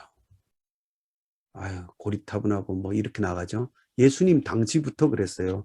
그러니까 60절에 6장 60절에 뭐라고 나옵니까? 제자 중 여럿이 듣고 말하되 이 말씀은 어렵도다. 누가 들을 수 있느냐? 그렇죠. 그리고는 66절에 그때부터 그의 제자 중에 많은 사람이 떠났다. 이렇게 나오죠. 요한복음은요, 차원이 달라요. 사람들 귀에 듣기 좋은 얘기를 절대 하지 않아요. 진실을 말하고 실제 세계, 실제적인 세계관, 그러니까 믿음의 세계관, 그거를 가감없이 알려주죠. 그리고는 사람들로 하여금 껍질의 표면적인 그러니까 뭐 오병이어 그러면 오우 막 불어나니까 부자 되는 건가 하는 차원을 깨고 진실로 들어오게 이끄는 힘이 요한복음의 안에 있어요. 그러니까 요한복음을 영적인 복음서, 신비의 복음서라 그러죠. 그리고 진리와 진실의 복음서죠. 그런 내용들이 나옵니다. 이것도 요한복음이 있어서 우리가 확실하게 더 깊이 깨달을 수 있는 내용들입니다. 자, 제가 대충 이렇게 좀 비교하면서 말씀을 드렸는데 뭐 지루하진 않으신가 모르겠어요. 그렇기 때문에요. 이제부터 이제 복음서를 읽는 데 있어서 제가 몇 가지 팁을 좀 나누겠습니다. 그게 뭐냐면요. 우리가 이렇기 때문에 공관복음서도 그렇고 요한복음서도 그렇고 서로 비교를 하면서 읽어가면 첫째, 더 확실한 예수님의 사건, 예수님의 가르침을 만날 수 있어요. 그러니까 그 당시에, 예수님 당시에요. 복음서가 기록된 건 그 이후죠. 근데 그 기록이 예수님 당시를 기록했잖아요. 잘 들으세요. 예수님의 실제 활동하셨던 당시의 활동과 가르침을 복음서를 서로 비교하면서 우리는 발견해 나갈 수 있어요. 그 원형을 진짜 예수님이 뭘 하셨는가를 발견해 나갈 수 있고요. 그 다음에 이게 조금씩 다르다 그랬잖아요. 조금씩 달라요. 그러면 같은 사건인데 조금씩 다르게 했을 때는요. 의도가 있어요. 의도가. 마태 선생님과 마가 선생님과 누가 선생님이 서로 조금씩 다르게 한 데에 어떤 의도가 들어갈 수 있거든요. 그게 뭘까 하면서 그 말씀이 기록된 원래 예수님을 의식하고 있는 건 당연하고요. 그 예수님 이야기를 기록했던 그 글쓴이들, 저자들 있죠. 그들은 왜 무슨 마음으로 이렇게 마태는 이렇게 썼는데 마가는 이렇게 썼을까? 누가는 이렇게 썼을까? 요한 선생님은 이렇게 썼을까? 이거를 염두에 두고, 그러니까 저자의 향기를 염두에 두면서 쉽게 말해서요. 왜 이렇게 썼을까? 예수님 이야기, 똑같은 이야기를 왜 좀 다르게 썼을까 하는 거를 의식하면서 읽으시라는 거예요. 그러면 묘한 일이 발견됩니다. 제가 좀 이따 설명을 드리겠는데 그 저자, 예수님의 실제 사건보다 한 몇십 년 뒤에요. 그 저자가 교회의 사람이잖아요. 교회의 지도자였을 확률이 굉장히 높아요. 그리고 누구 읽으라고 쓴 겁니까? 지금처럼 책이 수천, 수만 권 이렇게 나올 때가 아니에요. 한 권 쓰면 한 권 가지고 교회가 돌려 읽던 거예요. 그러니까 그 책을 읽을 자기 교회 사람들의 분위기를 의식해서 그렇게 썼을 확률이 굉장히 높죠. 이건 우리 교인들이 꼭 들어야 된다. 이 부분을 더 강조해야 된다. 그런 의도가 들어간 걸 보면 놀랍게도 당시 복음서가 써지던 당시, 아까는 그 내용은 예수님 당시죠. 그 다음에 그 복음서가 써지던 당시의 상황도 감을 잡을 수가 있어요. 일종의 타임머신을 타고 가는 것과 비슷해요. 그래서 초대교회는 어떤 모습이었나를 유추할 수 있어요. 예를 들어서 마태네 교회, 요한 선생님의 교회는 교인들의 성향이 어떻고 구성원이 대충 어떻나는 것까지 알 수가 있죠. 이 저자의 손길을 같이, 그 다음에 저자뿐 아니라 독자의 손길까지 같이 의식하면서 읽으십시오. 이렇게 말하면 이제 뭐 그럴듯한 얘기인데 뭔 얘기인지 모르겠다 그럴 건데요. 한번 마태복음 10장을 보세요. 조금 더 하실 수 있겠죠? 마태복음 10장을 보십시오.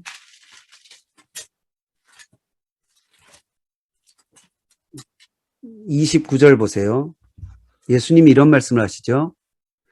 참새 2마리가 한 아사리온에 팔리지 않느냐. 그러나 너희 아버지께서 허락하지 아니하시면 그 하나도 땅에 떨어지지 아니하리라.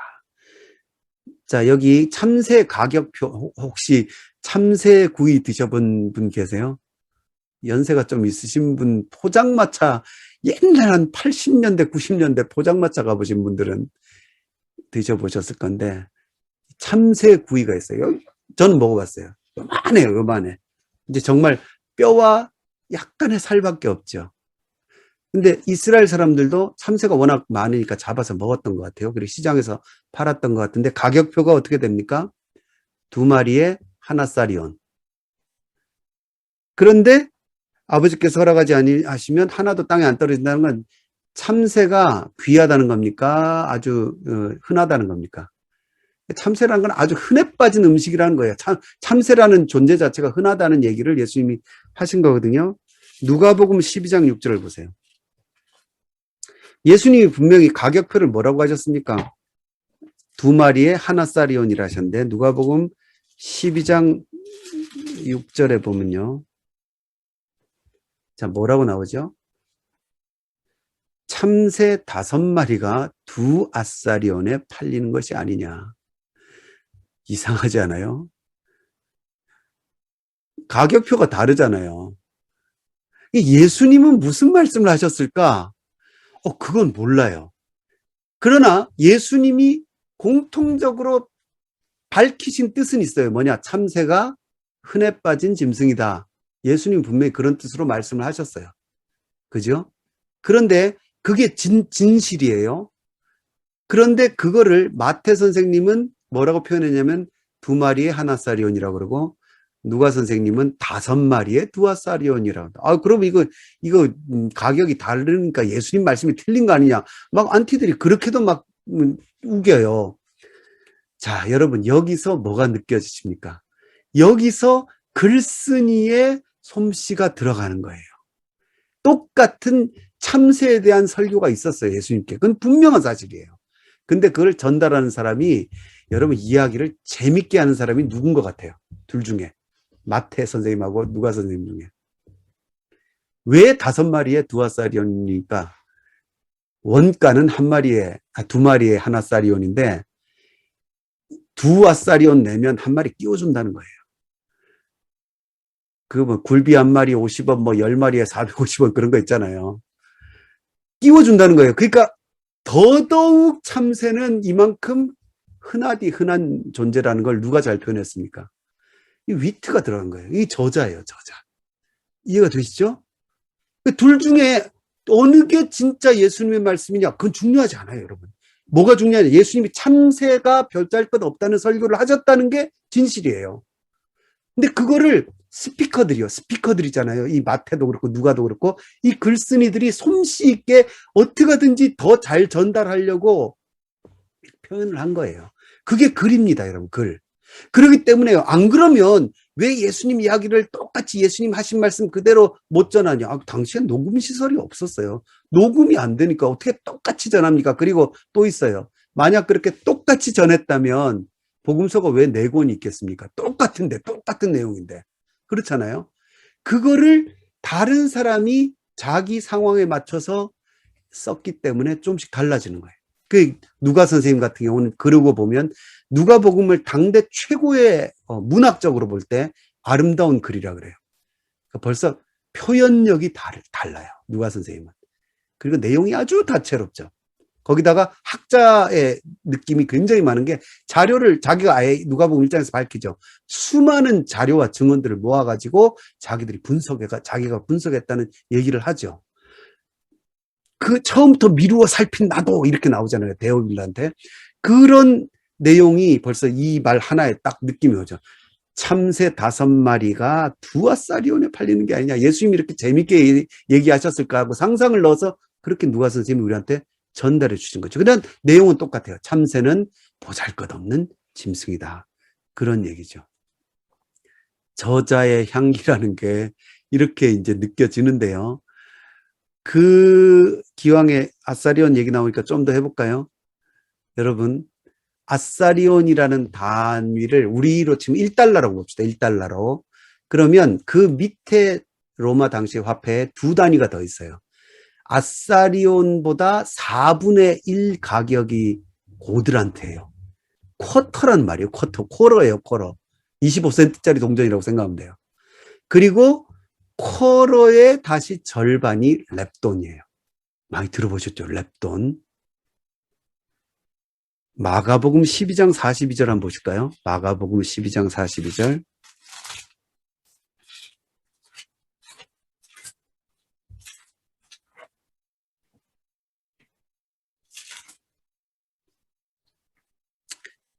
가난한 과부는 와서 2렙돈 곧 한 고드란트를 넣는지라. 이 과부의 렙돈 2개 이야기 너무나 유명하죠. 예수님이 생활비 전부를 넣었다. 44절에 그렇게 얘기하죠. 그래가지고는 이것도 잘못 적용을 해서 여러분도 최소한 생활비 전부를 다 넣으십시오. 뭐 이렇게 이야기가 가면 곤란하죠. 다른 의미가 있어요. 꼼꼼하게 이제 읽기 시작해 볼까요?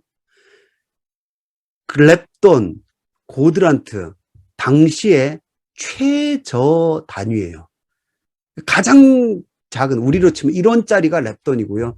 이 1원짜리보다 2배 되는 게 고드란트인데 그거 어떻게 알 수 있냐면요. 여러분 그것도 한번 보시면 더 도움이 될 거예요. 마태복음 5장 26절 보세요. 마태복음 5장 26절.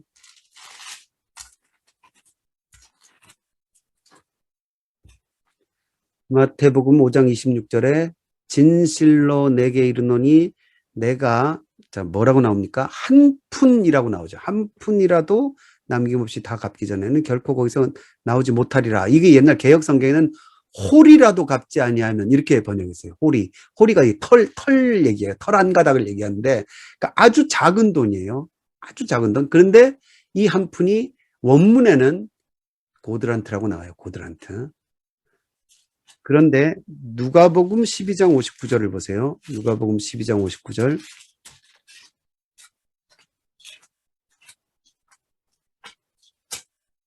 누가복음 12장 59절에도 똑같은 말씀이 나오죠. 내게 이르노니 한 푼이라도 남김이 없이 갚지 아니하고는 결코 거기서 나오지 못하리라 이렇게 나오죠. 여기 한 푼하고 앞에 한 푼하고 같죠. 그런데 이 한 푼은 원어로 전혀 다릅니다. 이건 랩돈이에요. 랩돈. 이 번역하시는 분들이 둘 다 작은 돈 단위이기 때문에 한 푼이라고 번역을 했어요. 개역성경은 홀이라고 번역했죠. 그러나 원문으로는 둘 다 다른 돈이에요. 하지만 여기서 알 수 있는 건 뭐냐면 고드란트도 그다음에 랩돈도 당시의 최저 단위의 돈들이고, 여러분 이러면 뭘 알 수 있냐면요. 마태 선생님과 그 교회 사람들이 잔돈, 푼돈, 한 푼 그러면 뭘 딱 떠올려요? 고드란트를 떠올리고요. 누가 선생님네 교회에서 한 푼, 잔돈, 적은 단위 그러면 뭘 떠올려요? 랩돈 떠올리죠. 어느 쪽이 조금 사는 교회 같아요? 잔돈이 1,000원인 사람하고 잔돈이 100원인 사람하고 다르죠. 마태복음에는요, 부유한 느낌이 꽤 있어요. 마태복음에는. 왜 그러냐면요, 여러분, 마태복음에만 나와요. 금이라는 말 자체가 마태복음에 나와요. 금 한 달란트, 뭐 이거. 그 다음에 동방박사의 황금, 예물. 이런 거 다른 복음서에, 금이란 얘기가 안 나와요. 그건 이제 좀 이따 이제 더 보충을 하겠지만, 여하튼, 이렇게 한 푼, 아사리온, 고드란트, 랩돈. 이 고드란트와 랩돈은 아주 작은 돈이죠. 그런데 과부가 얼마를 바쳤습니까? 2랩돈 곧 한 고드란트를 바쳤죠. 마가복음 12장에서. 2랩돈 한번 보세요. 다시 마가복음을 보세요. 복음서는요, 정도 가려면 이렇게 비교하면서 읽어야 돼요. 그래야 진실이 나와요. 마가복음 12장에 2랩돈 곧 한 고드란트를 넣었어요. 근데 그게 얼마쯤 될까? 뭐 그거 갖고 환율을 따지고 막 이러면서 계산하시는 분이 있던데 그거는 불가능해요. 2000년 전 그 로마 동전 가지고 어떻게 그걸 따집니까? 그런데 우리가 아까 뭘 봤습니까? 참새 가격을 알잖아요. 참새 가격. 그러면 느낌이 와요. 이게 물가가 어느 정도인지. 여러분, 한 고드란트를 바친 거 아니에요. 2랩돈이. 한 고드란트가 아사리온의 쿼터예요. 4분의 1. 근데 아사리온이면 참새 2마리 사요. 그러면 과부의 2랩돈 한 고드란트는 참새 몇 마리입니까? 아까 제가 참새 정말 먹을 거 없다 그랬죠? 그거 반마리 가격을 넣은 거예요. 이게 돈도 아니죠. 돈도 아닌 거예요. 그런데 그 돈이 44절에 예수님이 뭐라고 하십니까? 과부의 생활비 전부였다는 게 이 복음서에서 이 구절이 하는 얘기예요. 그러니까 그 위에 무슨 얘기가 나오냐면 38절에 예수께서 가르칠 때 이르시되 12장 38절요. 마가복음. 긴 옷을 입고 다니는 것과 시장에서 문안받는 것과 회당의 높은 자리와 잔치의 윗자리를 원하는 서기관들, 이놈들이 나쁜 놈인데 그 놈들이 나쁜 짓 하는 1호가 뭡니까? 40절에 과부의 가산을 삼켜서 과부를 가난하게 만드는 일을 해요. 이것들이. 그리고는 성전에서 폼 잡고 다녀요. 그러니까 이 이야기가 어떻게 이어집니까? 13장에. 이 장절은 나중에 후대가 붙인 거예요. 이어지는 얘기예요. 그 성전에서 폼 잡는 서기관들, 그 서기관들이 있는 성전을 보면서 헤롯 성전 그걸 보면서 이 돌들이 어떠하며 이 건물들이 어떠하니까 그랬더니 예수님이 2절에 예수께서 이르시되 내가 이 큰 건물들을 보느냐 돌 하나도 돌 위에 남지 않고 다 무너뜨려지리라. 이렇게 이야기가 이어지는 거예요. 그러니까 이게 헌금할 때 최소한 생활비 전부 바치는 정성으로 해야 된다는 얘기가 아닌 거예요. 예수님은 무슨 얘기를 하시냐면 이 당시에 이 서기관들이요. 여러분 누가복음에 보면 예수님 처음 나셨을 때 성전에 가셨을 때 누가 있었습니까? 안나 할머니가 있었죠. 안나 할머니가 평생을 성전에서 기도하며 금식하던 신실한 여인이고 과부였잖아요. 그런 과부들이 그분들은 너무나 훌륭하신 분이죠. 너무나 귀한 신앙인들이지만 누가 그렇게 꼬셔가지고 성전에 넣었는지 아세요? 과부들은요 유산 상속을 받기 때문에 돈이 있었어요. 이걸 서기관들이 꼬셔가지고요 성전에다 집어넣은 거예요. 거룩하게 성전 섬기면서 살아라 그러고는 그 가산을 자기들 소유로 돌린 거예요. 그게 서기관들이 하던 짓이에요. 그 여기 있는 할머니도 그런 마수에 걸린 할머니 중에 한 명으로 묘사되고 있는 확률이 굉장히 높아요. 그러니까 뭘로 삽니까? 자기 유산 받은 거, 남편에게 유산 받은 게 있는데 다 날리고 서기관들이 가산을 삼킨다 그랬잖아요. 성전을 섬긴다는 것들이 이 가난한 과부가 참새 반마리 가격을 생활비라는 게 하루 생활비라고 치면 하루에 라면 반 개 먹고 산다 이거예요. 그러니까 예수님이 뭐라 그러시냐? 돌 하나도 돌 위에 남지 않고 다 무너질 거다. 이렇게 이야기가 이어진 거예요. 이따위 성전 폐쇄해야 된다 이거죠. 그리고는 예수님의 몸 되신 영적인 성전. 진정한 요한복음에 이제 나오지만 서로 사랑함으로써 포도나무와 가지처럼 하나님과 예수님과 성도가 하나가 된 그 진짜 성전, 영적인 성전. 그 안으로 들어와서 서로 사랑하는 세 계명 안에서 서로 돕고 나누며 산다는 이야기가 요한복음에 이어지죠. 그런 복음서가 얘기하는 본질들, 그런 것들을 그러니까 문자만 보고 설명을 하면 안 되죠. 행간을 읽어야죠. 그게 어떻게 가능하느냐? 저자의 손길, 그 다음에 상상력, 그 다음 비교하는 이 노력, 힘들거든요. 비교하면서 읽기가. 그런 꼼꼼함들이 있어서. 그러니까 여러분 새로 들어오신 분도 계시지만 제가 로마서 공부하실 때 우리 일기반께도 말씀드렸지만 성경은 불경이나 만트라 주문서처럼 읽는 게 아니에요. 성경 글이 거룩한 게 아니라 그 내용과 뜻이 거룩한 거죠. 그 성경을요 지저분하게 자꾸 성경을 아주 너덜너덜한 책으로 만들어서 여러분 옆에 자꾸 쌓아 가십시오. 성경책은요 얼마나 복됩니까? 서점에 가면 또 팔아요.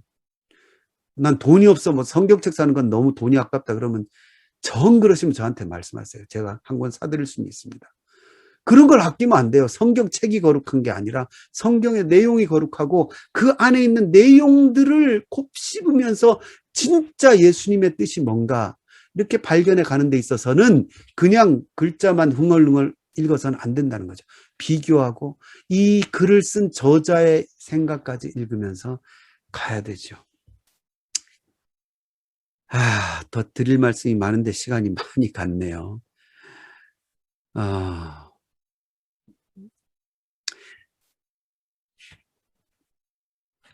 예, 그러면, 더 드릴 얘기는 제가 뭐 앞으로 시간이 많이 있으니까 다음 시간에 드리도록 하고 마지막 이야기를 드리겠습니다.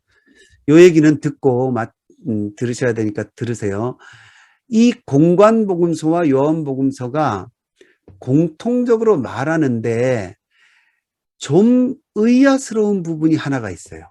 여러분 로마서 공부하신 분들은 아실 겁니다. 로마서는 복음을 아주 상세히 설명해 주시죠. 바울 선생님이.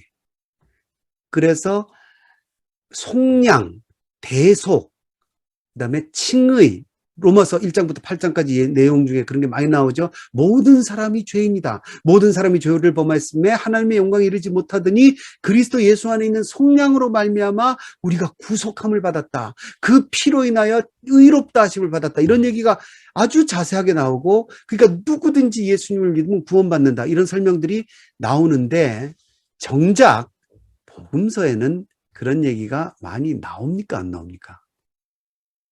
굉장히 중요한 문제인데 이걸 잘 안 가르치더라고요. 복음서에는요 나오긴 나와요. 아까 워낙 중요하니까 똑같이 기록한 아까 찾아본 것 중에 그런 거 있죠. 내가 의인을 부르러 온 것이 아니라 죄인을 부르러 왔다. 병든 자에게라야 의원이 쓸 때가 있고 지가 건강하다는 인간은 쓸모없다. 그러니까 뭡니까? 예수님이 죄인을 구원하시러 왔다. 이런 얘기가 나와요. 나오기는. 마태, 마가, 누가. 그 다음에 아까 얘기한 대로 인자가 온 것은 많은 사람들에게 자기 목숨을 대속물로 주기 위함이다. 이런 게 나오긴 나와요. 그러나 로마서에서 우리가 본 것처럼요. 이거에 대한 자세한 설명이 잘 없어요. 갑자기 불쑥 나왔다가 더 이상 설명이 없어요. 예를 들어 성만찬에도요.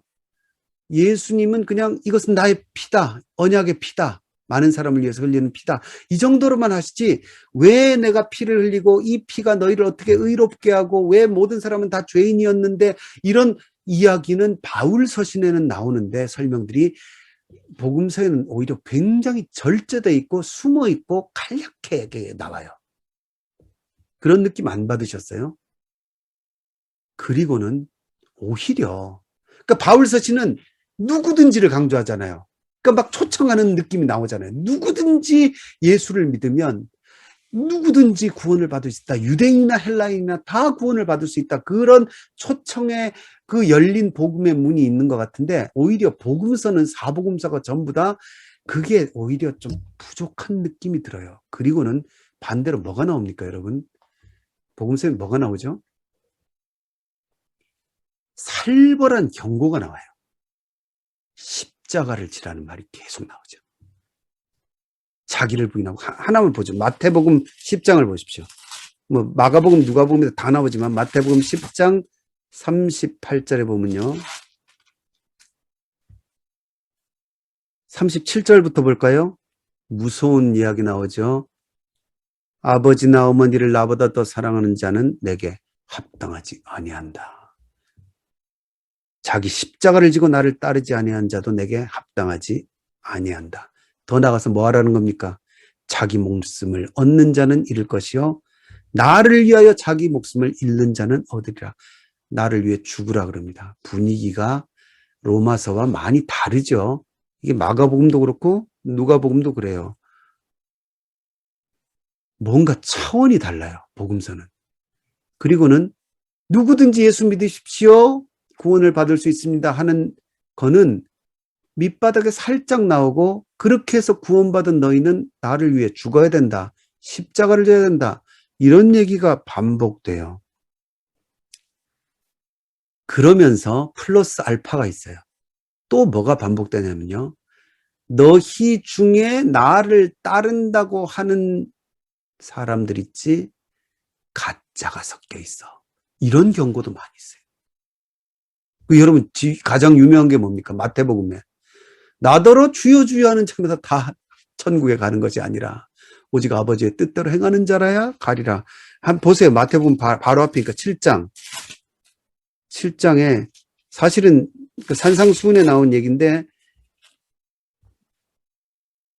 22절에 나오죠. 나더러 주여 주여. 근데 선지자 노릇도 하고 주의 이름으로 귀신도 쫓아내고 많은 권능 행해도 행함이 없으면요 안 되는 거예요. 불법을 행하면. 그리고는 그 행함에 대해서는 24절부터 나오죠. 24절에 그러므로 누구든지 나의 이 말을 듣고 행하는 자. 지혜로운 사람이죠. 반석 위에 지은 사람이고 26절 보십시오. 나의 이 말을 듣고 자 들었습니까? 안 들었습니까?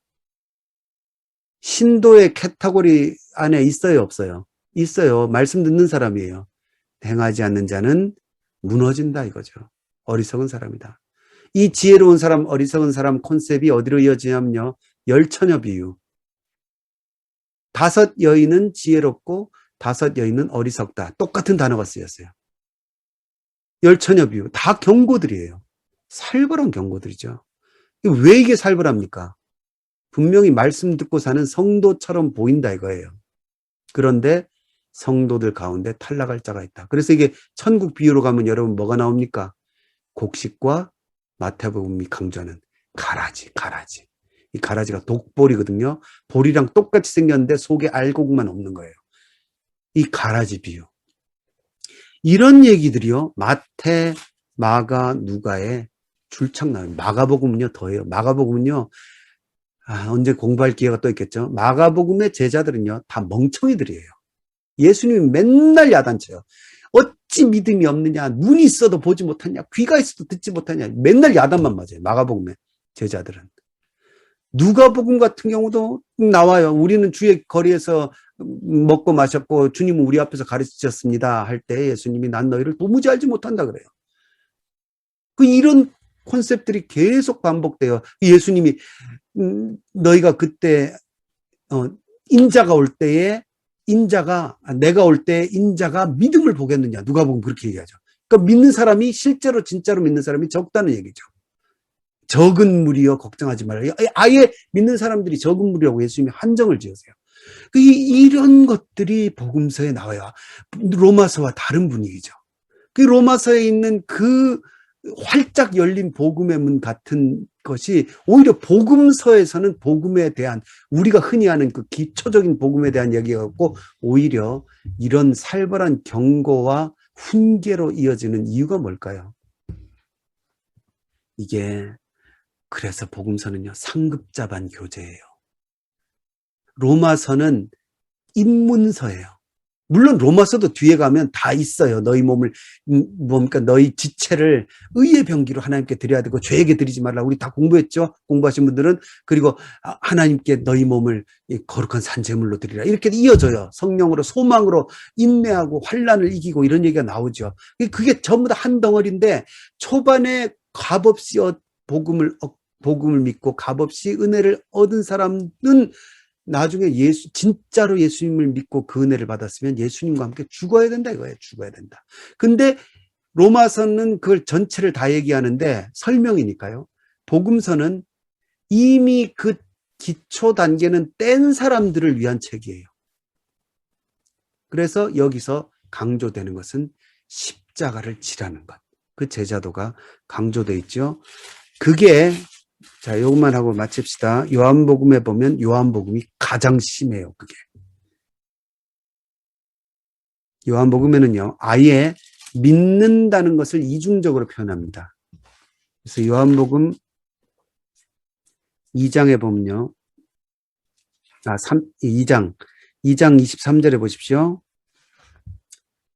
6월절에 요한복음 2장 23절 6월절에 예수께서 예루살렘에 계시니 많은 사람이 그의 행하시는 표적을 보고 자 그의 이름을 믿었어요. 예수님 믿는 사람이에요? 안 믿는 사람이에요? 믿었어요. 여하튼 믿는 사람이에요. 그런데 예수는 그의 몸을 그들에게 의탁하지 아니하셨다. 의역이에요. 아까 위에서 사람들이 믿었다. 피스티오라는 동사거든요. 여기도 똑같이 피스티오예요. 예수님은 그들을 안 믿으셨다 이거예요. 왜 그러냐? 친히 모든 사람을 아심이기 때문이다. 인간 군상들의 본심을 아시기 때문에 그 속까지 변화되지 않고 겉으로 믿는 척하는 걸 예수님은 아신다는 거예요. 왜? 25절에 나오죠. 이는 그가 친히 사람의 속에 있는 것을 아시고 예수님이 하나님과 같으시죠. 중심을 보시기 때문에 겉으로 주여 주여 하고 예수님 믿는다고 하는 그 믿음이 가짜 믿음이라는 얘기가 요한복음에는 중요하게 흘러갑니다. 그래서 하나만 더 보고 요한복음 8장을 보세요. 8장에 보면 8장 30절에 이 말씀을 하심에 많은 사람이 믿더라 이렇게 나오죠. 그 사람들이 믿었어요, 예수님을. 그러므로 예수께서 자기를 믿은 유대인들에게 이제 설교를 하세요. 그 유명한 설교가 뭐냐면 진리를 알지니 진리가 너희를 자유롭게 하리라 이렇게 유명한 설교가 이어져요.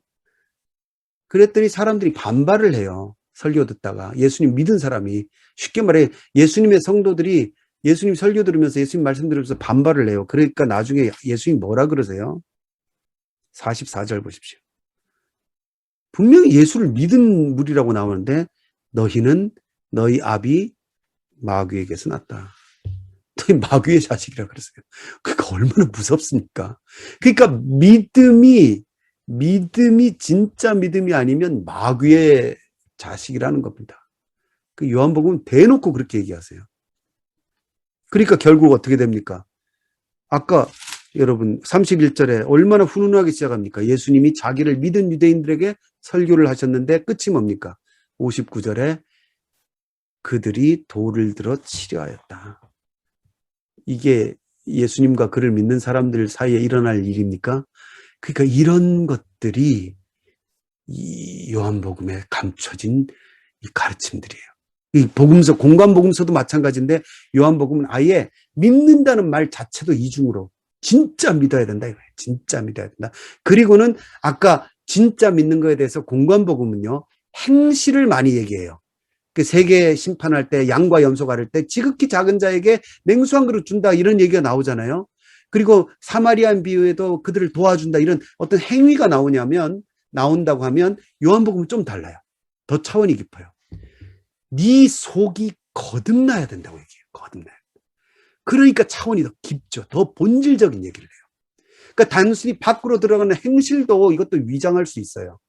근데 요한복음은 네 속에 있는 자체, 본질 자체가 영으로 성령으로 거듭나야 된다 하는 이야기로 나오고, 결국 그래서 요한복음 10장 거기 나오죠. 10장 34절에서 뭐라고 하느냐.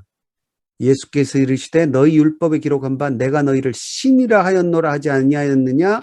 성경은 패하지 못하나니. 그 다음 중요한 말씀 나오죠. 하나님의 말씀을 받은 사람들을 신이라, 이 신들이란 뜻이거든요.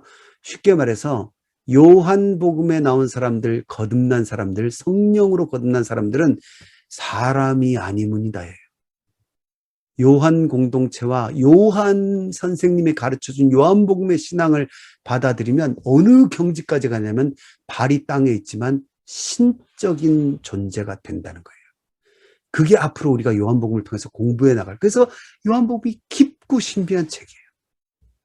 근본 자체가 모태에서 들어갔다 나온 육적인 어떤 태어남을 넘어서서 영으로 완전히 본질이 달라진 존재들. 그리고 진실을 보는 존재들. 거짓된 세상에서. 그런 내용들이 요한복음에 나타납니다.